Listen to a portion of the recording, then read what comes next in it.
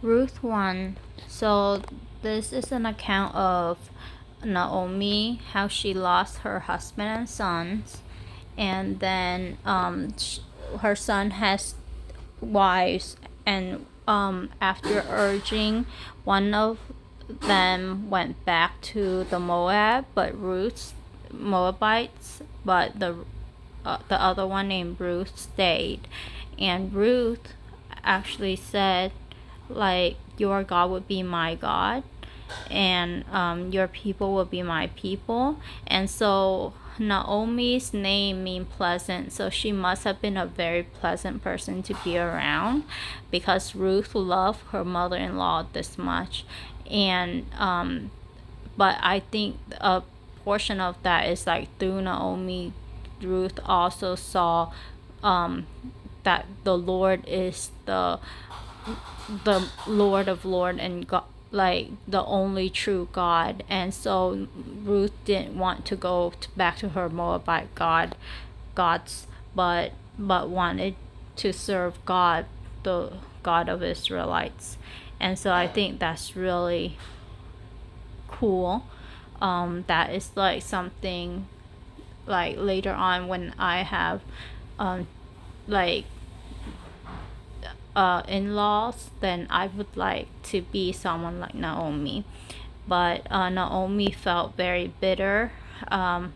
She felt that God has brought misfortune on her, and so when she came back to Bethlehem and people recognized her, she told them to call her Mara, which means bitter. And it's interesting because at least 10 years must have passed from the time that she left Bethlehem to the time that she came back, and people still recognize her. And the Bible said the whole town was stirred because of them. So that's an interesting bit. So they arrived at Bethlehem as the barley harvest was beginning, and so that's probably the reason why Ruth was able to glean, like stuff from the harvest.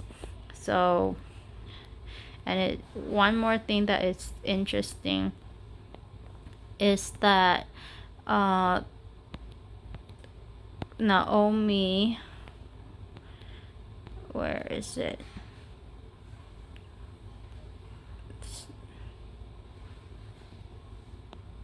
So, verse 6, it said that the Lord had come to the aid of his people. So, Naomi heard in Moab that the Lord has come to the aid of his people by providing food for them. So, the Moabites, and news traveled. So, the Moabites heard what was going on in the Israelites, and that they knew that the Israelite had a God, and that God has